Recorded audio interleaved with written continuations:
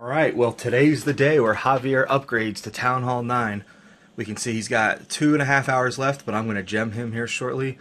If we look, we can see the storages are all full. The collectors are so full, are also so full that we can't put any more in the storages. We got extra stuff in the clan castle, so we should be ready for upgrading here. Before we do, we'll look at the war results. We lost this war. We had a tough time with lower members not getting the job done, but that's okay. If we look at Javier, he was ranked 12th out of 15, below Shah Pirate, below Felix, below Artie, and above Joshua. If we look at Shah Pirate's town,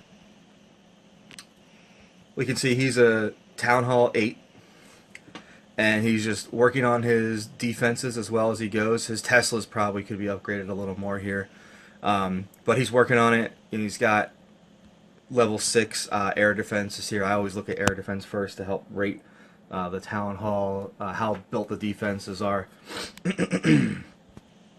So if we look at the war results, Javier was able to get 2 3-star attacks. One was his mirror and one was a cleanup attack.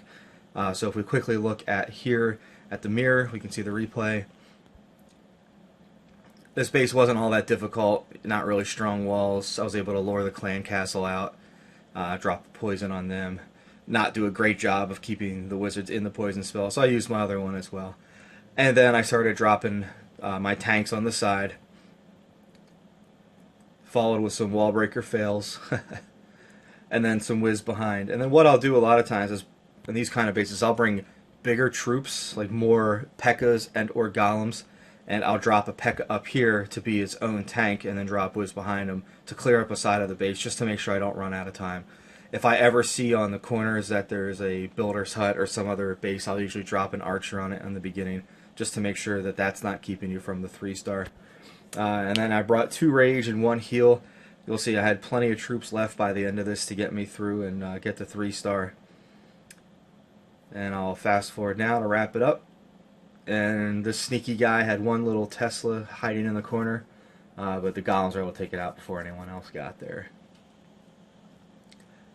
And then if we quickly look at Town 13 and replay this, this had a previous 1-star, so this was a cleanup attack. This base actually I thought was a little bit tougher. Again, I was able to bring a giant to lure the clan castle. Glad I noticed there were Valks in there. I noticed that from the replay earlier, so I brought a few minions to take care of them, because Valks can really wreck your troops because they're so powerful. They can take out a whole load of giants in 1 or 2 hits, especially if there's multiple Valks. So you see the minion there. He was doing a good job on the Valks, but then the Wiz took care of him. But now the Valk here will just get taken out by the minions because she can't do anything about it. And then we'll see it only takes 1:20 after that, so I guess this base wasn't as hard as I thought to completely wipe it out. Drop golems on completely separate sides, and then on another side drop my P.E.K.K.A., and yet on another side, again, the P.E.K.K.A. on the bottom. They're all acting like tanks here, just following up by whiz. And before you know it, everything gets broken into the middle, and all the defenses are gone, and then it's just clean up from there. So I always judge my raids by how well I did, by how many troops were left at the end of it. I can't remember how many were left here. I think I cut it a little bit close, but as long as we have a couple of whiz in the back, we still got a P.E.K.K.A. and a few whiz. Yeah, I guess this was a lot closer than I thought, and I guess I was wrong about the defenses getting taken out first. That was actually a pretty well laid out base. But nonetheless, got the 3-star. Alright, so now it's time to finish this bad boy off. I'm going to gem it since it's only 34 gems to finish it, and I won't be around later today. So now I'm at Town Hall 9. There we go. I have 3 builders free. The first thing I'm going to do is build my Archer Queen. I have enough Dark Elixir for it, not by a lot, and it takes 0 time to build, so I'm just going to have her built. And that is awesome. I have my Archer Queen. The next thing I'm going to do is upgrade my clan castle. This is going to give me 5 more spots. It's going to give me a bigger treasury, it's going to have more hit points, and it helps on offense and defense. So, and I don't use gold really for anything else. I might not even upgrade traps here for Javier. Next thing I'm going to do is I'm going to upgrade my spell factory. This is going to be a huge boost in war. We're going to get jump and freeze and 2 extra spell spots. So this usually is a difference maker in war. It'll also allow me to use quake spells without getting rid of any other spell spot. With level 8, or Town Hall 8, it's really hard to use Quake spells, because then it only leaves you with 2 other spells you can use. Now if we use Quake spells, we'll have 3 other regular spells, which usually can get us the war win.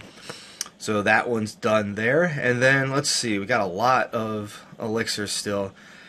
Not quite sure what to do next. I think I'm going to do an army camp, but I'm not sure, because the spell factory is going to take 5 days. I think the army camps also take 5 days.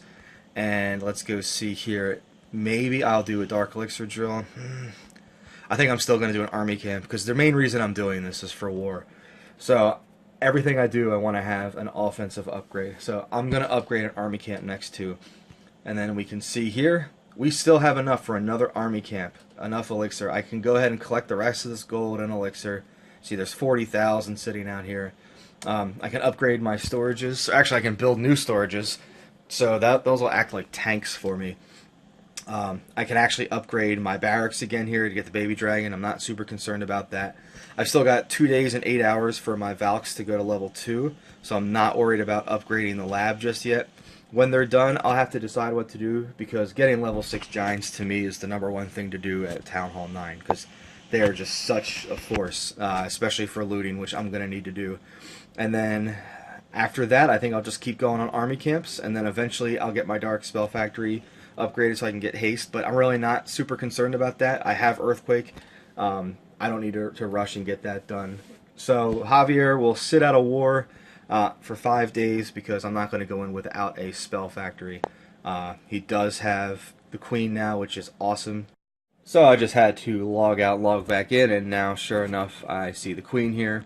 Not that I was worried, because I saw her before. So next war, we'll see if Javier retains his level. The only thing that will be done by then are going to be 1 army camp, the queen, and the spell factory upgrade. And the Valks, I guess, will be done by then too, and we'll have started on upgrading our lab by then. So not a bunch of stuff will have changed before next war. So hopefully he keeps that low war rank, but we'll have a lot more offensive firepower. Thanks so much for watching, and we'll follow up in a few days and see how he's doing.